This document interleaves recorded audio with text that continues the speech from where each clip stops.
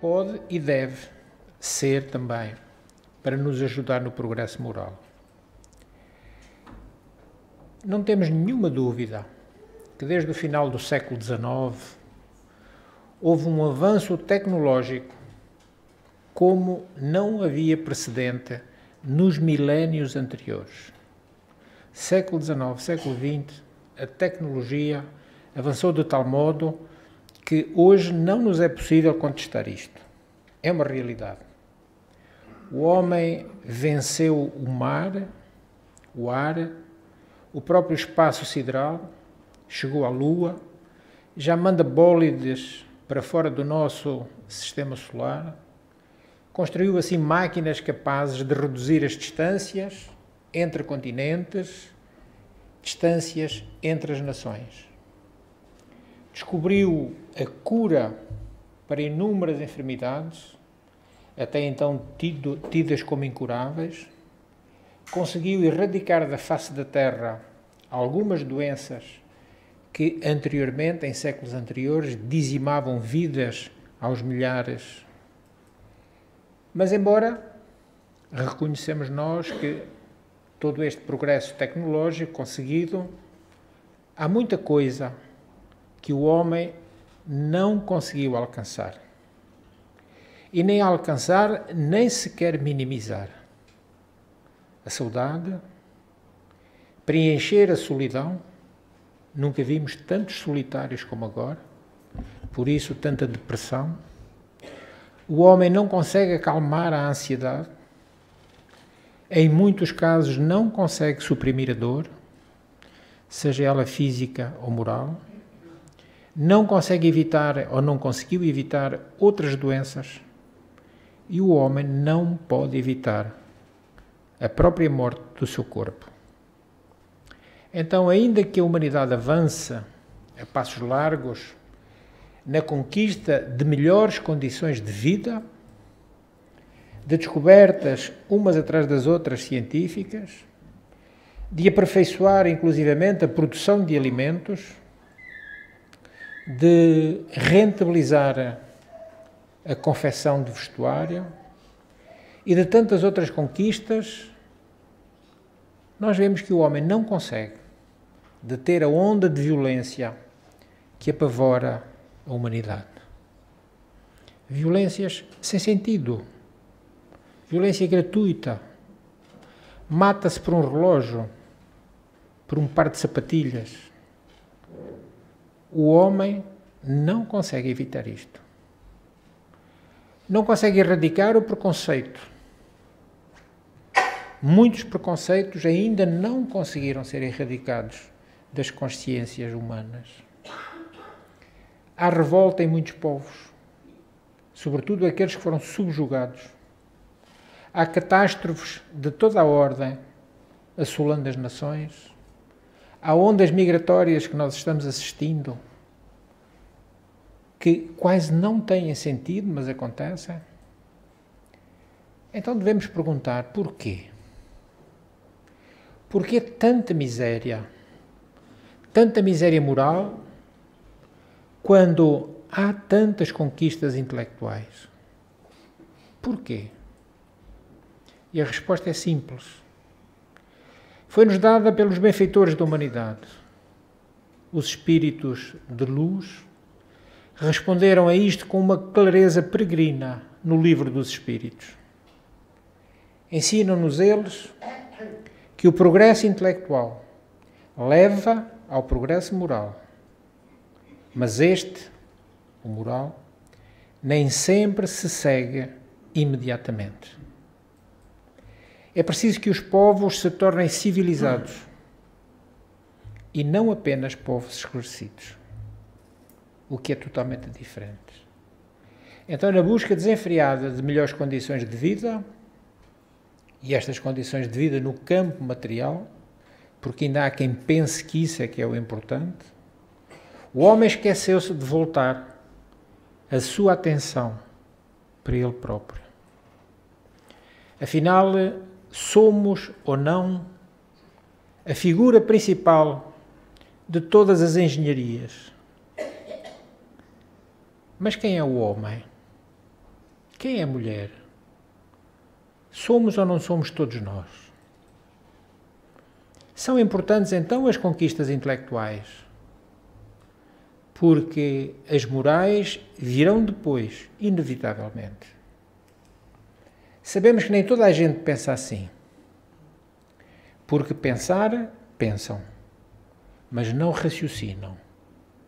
Se não vejamos, homens intelectualmente desenvolvidos podem ou não compreender melhor o bem e o mal. Se podem, logo melhor optam pelo bem. Melhor e mais depressa. Basta que uma virtude brote no coração do homem. Uma virtude muito esquecida. A piedade. Quando o homem se detiver, quando ele parar diante do sofrimento alheio e lutar por solucioná-lo amorosamente, então o homem descobrirá com toda a naturalidade o caminho que o conduzirá à felicidade. À felicidade possível neste mundo complicado que é a Terra. Esta é a orientação e a proposta do Espiritismo, seguindo a máxima de Jesus: amar a Deus sobre todas as coisas e ao próximo como a si mesmo. Só alcançaremos a nossa própria felicidade fomentando a felicidade do outro, do próximo. E isto tem que ser uma luta sem quartel, para, com esta boa luta, erradicarmos o egoísmo, porque é ele, o egoísmo, a verdadeira chaga da humanidade.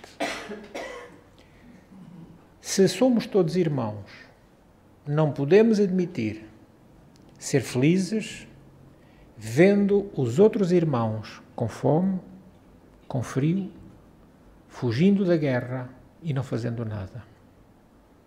Tantos sem possibilidade de sobrevivência condigna. Tantos sem escolaridade, sem um crescimento sustentado, sem, no fundo, um lugar ao sol, como nós também desejamos. Então, numa sociedade verdadeiramente civilizada, nada faltará a ninguém. Todos terão, pelo menos, o necessário para viver. Todos os países, todos os povos que assim não seja, não alcançaram ainda a civilidade. É grande, portanto, a tarefa que nos falta para atingir este fim. Grande? Não. Eu digo que não. Não é grande. É gigantesca. Mas é possível. Quando todos quisermos, será possível. Conta-se que um grande jornalista de um periódico muito conhecido foi-lhe encomendado pela direção do jornal um artigo que ele desenvolvesse como quisesse, como resolver os problemas do mundo. E pedia-se-lhe que ele pelo menos começasse pela paz no mundo, de como poderiam acabar as guerras, enfim, que ele desenvolvesse o tema para estabelecer a união entre os povos. No fim do dia, este profissional da informação foi para casa com o propósito de escrever o artigo. Mas primeiro cumpriu com a sua obrigação de pai. Brincou um pouco com os filhos. Só que estes não davam mostras de o deixar ir trabalhar. Porque é muito bom o brincar com o pai. Então eles queriam mais brincadeira. E por várias vezes ele foi interrompido pelas crianças que desejavam mais da sua atenção. Ele pensou como é que haveria de resolver a situação sem prejuízo para ambas as partes. Então pensou numa solução simples. Dar-lhes um puzzle que era um mapa do mundo com 500 peças para eles montarem. Quando terminassem eles de montar o mapa, ele de escrever o artigo, brincariam de novo. Afinal, o que ele pretendia era ter tempo, o tempo necessário para fazer o seu trabalho. Voltou a concentrar-se, mas pouco tempo depois, as crianças voltaram. Tinham completado o quebra-cabeças num tempo recorde. O pai não queria acreditar. Como é que tinha sido possível acabarem o jogo em tão pouco tempo? Intrigado, perguntou-lhes: como? Como é que tinham montado o mapa em tão pouco tempo? As crianças, numa enorme algazarra e rindo, explicaram ao pai: nós não montamos o mapa mundi. No verso está uma figura humana. E achámos mais fácil montar um homem que montar o mundo. Naquele instante, o jornalista, que ainda não conseguira estabelecer um fio condutor entre o tema que lhe fora proposto e as suas próprias ideias, encontrou naquela resposta das crianças a inspiração para concluir o artigo. A ideia tinha-lhe sido dada pelos próprios filhos. Para resolver os problemas do mundo, é preciso reconstruir o homem, o indivíduo. Não se pode construir uma sociedade justa se não houverem homens justos. A paz nacional ou internacional, até mundial, depende da paz íntima de cada homem. Enquanto o homem não fizer as pazes consigo mesmo, não pode ter paz com os outros. Quem não for pacífico em si, não será a imagem da paz em lado nenhum. Então, se assim não for, enquanto não conseguirmos isto, qualquer tratado de paz no mundo político ou no mundo social acabará irremediavelmente ou numa guerra quente, nos campos de batalha, ou numa guerra fria, nos parlamentos, no segredo, quantas vezes, da política. Não esqueçamos que as leis cósmicas são de uma lógica incontestável. Não temos como nos antepor contra ela. Nada há no mundo social que antes não tenha havido no mundo individual. No indivíduo. Tudo gira à volta da criatura humana e é por isso que quando o homem sonha e Deus quer, a obra nascerá. Pensamento do nosso querido Fernando Pessoa. O médium das muitas faces e das muitas escritas. Alterámos levemente a sua frase tão conhecida num dos seus poemas, mas que em nada perdeu o significado de fundo. Então, com esta ideia de Fernando Pessoa, que nos dá uma lição de fé e de esperança para todos nós, façamos a nossa parte. Mas quanto antes. Porque Deus já está fazendo. Deus já está fazendo a parte dele há muito tempo. Podemos até dizer desde sempre. Deus está fazendo tudo como deve desde sempre. Então, mesmo naqueles dias em que nós temos a impressão de que chegamos ao fim do caminho, mesmo nesses dias, olhemos para a frente, porque vamos encontrar a saída de certeza absoluta.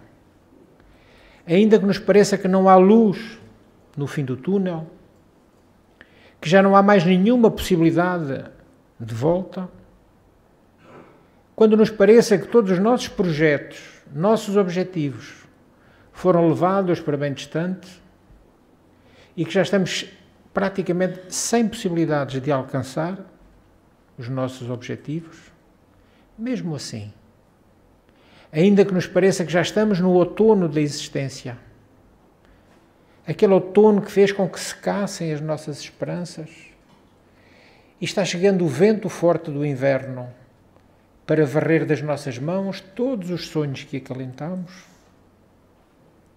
ainda que nos sintamos perdidos, que não sabemos qual o rumo que devemos tomar, estamos desorientados, sentimos-nos como uma árvore ressequida, sem folhas, sem brilho, uma árvore que já não lhe apetece viver. E isto é o desespero. Mas, de repente, como acontece com a própria natureza, a primavera pode mudar toda a paisagem. É nessa altura em que as árvores secas enchem-se de rebentos verdes. Logo mais estarão cobertas de folhas. Depois vêm as flores. E o tom acinzentado cede lugar às cores verdes, de 1000 tonalidades. Isto é a esperança. Não a percamos. Porque, inclusivamente, os nossos entes queridos, que nos antecederam na viagem de retorno à pátria espiritual, mesmo um dia estarão novamente juntos conosco. Estarão junto dos nossos corações saudosos, num abraço de carinho e afeição. Porque a morte não mata o amor. Então tudo na natureza, na primavera, volta a sorrir. Na nossa vida também. Também é possível. Vemos na primavera a relva verde, bordada de flores de variados matizes. As borboletas agora dançam no ar. Os pássaros silreiam com sinfonias harmoniosas. Porque tudo isso é vida. E nós também a temos. Então chegará a chama da esperança, reacendendo em nosso íntimo nossos sonhos que nos pareciam desfeitos. Agora eles vão ser substituídos por outros anseios novos e que, se trabalharmos, os conseguiremos alcançar. Modificamos os nossos objetivos, porque muitas vezes aqueles que queríamos não era possível alcançarmos. As tais metas ilusórias que nós traçamos, sabendo quase de antemão que é impossível chegarmos lá. Então, às vezes, é preciso que tudo fique cinzento para nós tomarmos contacto com a realidade, a nossa realidade, e mudarmos os objetivos. E se os mudarmos para planos possíveis, o entusiasmo volta-nos a invadir a alma. Jesus, o sublime Galileu, falou-nos da esperança no Sermão da Montanha. Jesus deu-nos esse maravilhoso poema quase como um suave canto, que são as bem-aventuranças. Exemplificou-nos os seus ditos através dos seus feitos. Jesus não se ficou pelas palavras, exemplificou. Cada coisa que ele apresentava, exemplificava no real. Toda a sua mensagem é uma mensagem de esperança. Se formos visitados por qualquer dissabor e o desespero nos tomar de assalto, busquemo-lo, porque ele é o nosso amigo maior. Jesus, através da oração, nós podemos buscá-lo. Predispondo-nos, através da prece, a que a ajuda chegue certamente. Será um suave bálsamo a penetrar nas nossas fibras mais íntimas, dando-nos alento, dando-nos tranquilidade. Então deixemos instalar em nós a esperança e nunca o desespero. Lembrando-nos do nosso celeste amigo, quando nos disse: meu fardo é leve, meu jugo é suave. Então, se o jugo de Jesus é suave, por que não o aceitamos? Se o fardo de Jesus é leve, por que não o carregamos? Comparando, consideremos que o rigor do inverno nas nossas vidas sofridas pode ser o resultado da nossa própria falta de cuidado. Mas sempre. Nada chega a nós que não seja algo muito merecido e algo que nós, no tempo, próximo ou longínquo, nós desenvolvemos essa hipótese de acontecimento. Quando nos submetemos ao jugo da mentira, da ambição desmedida, do pessimismo, das queixas sem fim, ou até talvez, quando, com falta de esperança, ela resulte da nossa própria insensatez, porque carregamos o pesado fardo dos prazeres inferiores, o orgulho, o egoísmo, a ganância, os vícios de toda a ordem e de tantos outros fardos inúteis. Apenas nos estamos sobrecarregando os nossos ombros e destroçando com esse peso extra as forças que às vezes começam a ser poucas. Então, em qualquer circunstância, deixemos que a esperança nos invada a alma, confiantes em Deus. Ele sempre nos dará novas oportunidades para refazermos os caminhos, se nós quisermos buscar a nossa redenção, a nossa mudança íntima, a alteração daquilo que somos, para que realmente possamos dar outros frutos. A esperança deve ser uma constante em nossas vidas.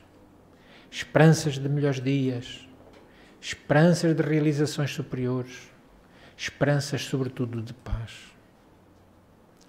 Narra-se, e nós gostamos muito de nos socorrer de imagens quase poéticas para exemplificarmos as palavras que apresentamos. Narra-se que um monge que vivia apenas da mendicância, não tinha sequer um abrigo, uma noite para seu repouso, recolheu-se num local de uma bonita paisagem, onde havia uma gruta, e essa gruta estava banhada pelo luar. Adormeceu. Veio um bandido e furtou-lhe a capa, que ele se utilizava como agasalho. O frio da madrugada despertou-o e deu conta do infortúnio. Porém, fascinado pela claridade da lua, aproximou-se da entrada da gruta e, emocionando-se com o que viu, exclamou com os olhos lacrimejosos: que bom que o ladrão não me roubou a lua. E sorrindo, pôs-se a meditar. É uma lição para nós. Desesperar nunca. Vamos supor, suponhamos, que é possível nós falarmos de viva voz com a esperança.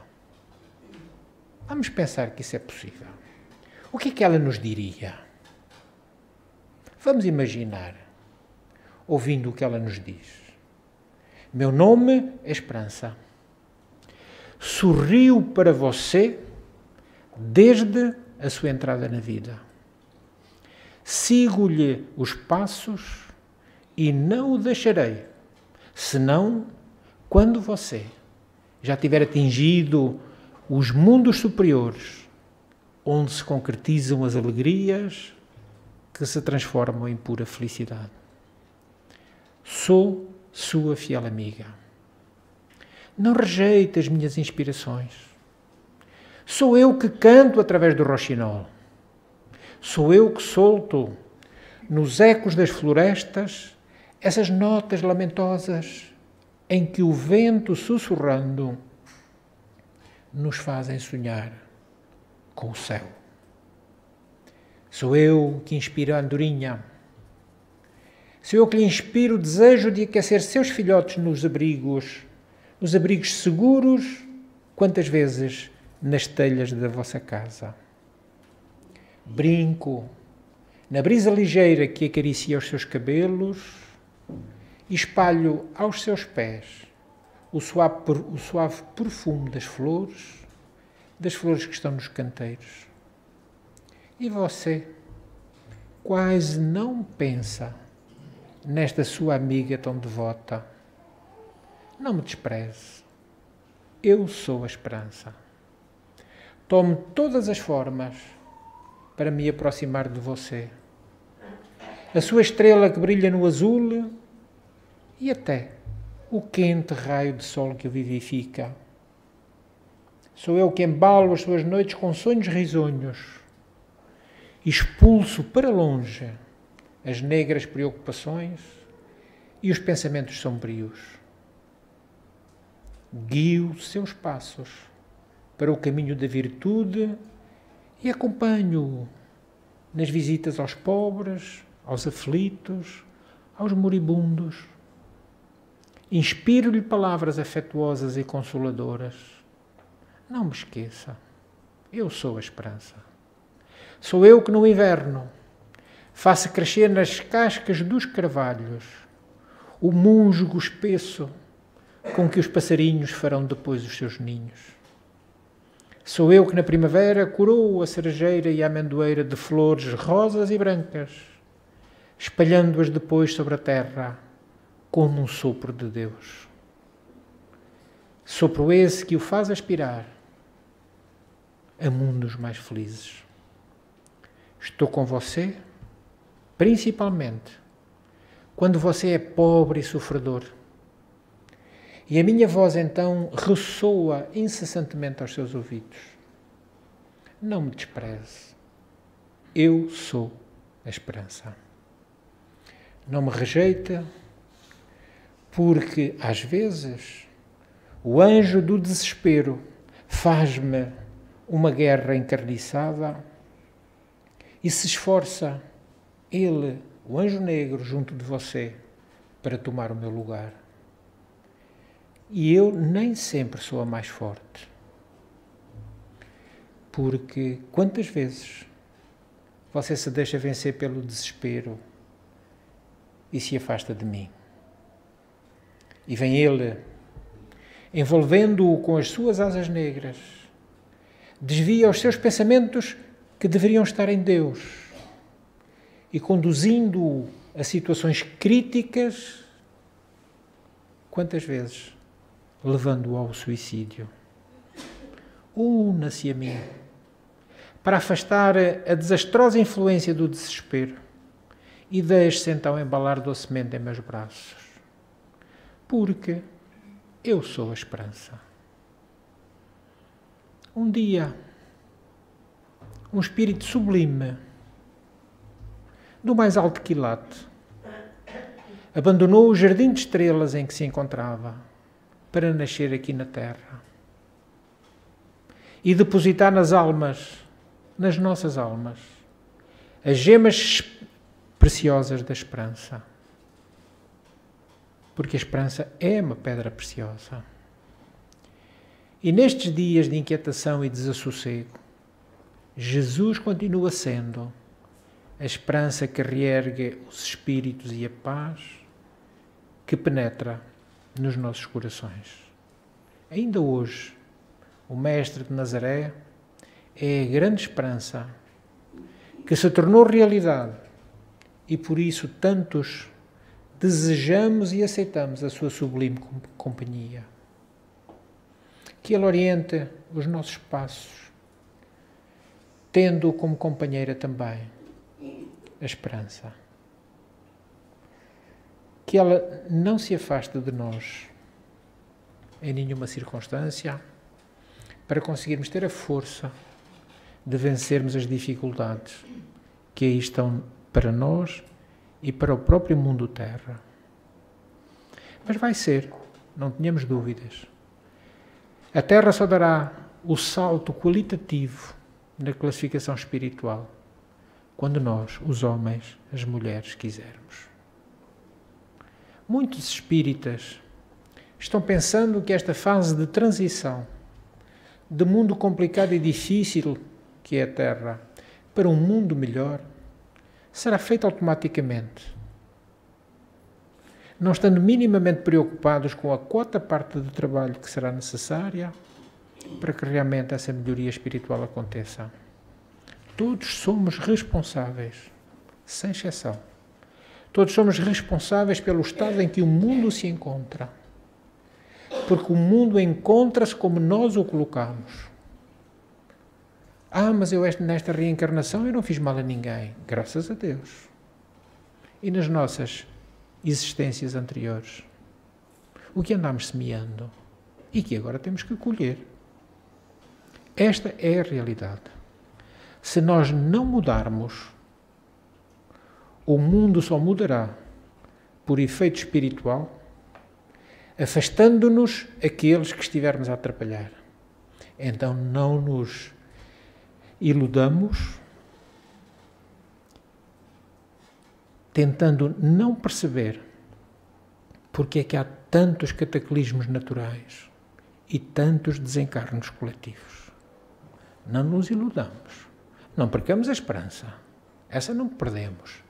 Mas percebemos porque é que as coisas acontecem. Porque é que há tanta ebulição neste momento no nosso mundo Terra. Porque Jesus disse de um modo que não deixou dúvidas a ninguém. Quem é que Jesus disse que herdaria a terra? Os mansos. Jesus não disse que a terra era para todos. Que todos iriam herdar a terra. Jesus não disse. Herdarão a terra os mansos. Quem são os mansos? Os pacíficos. Então, entremos no clima da paz individual. Se cada um se pacificar a si mesmo, forçosamente a paz estará no mundo. Mas tem que ser trabalho individual. Que Jesus nos ajude a conseguir este intento.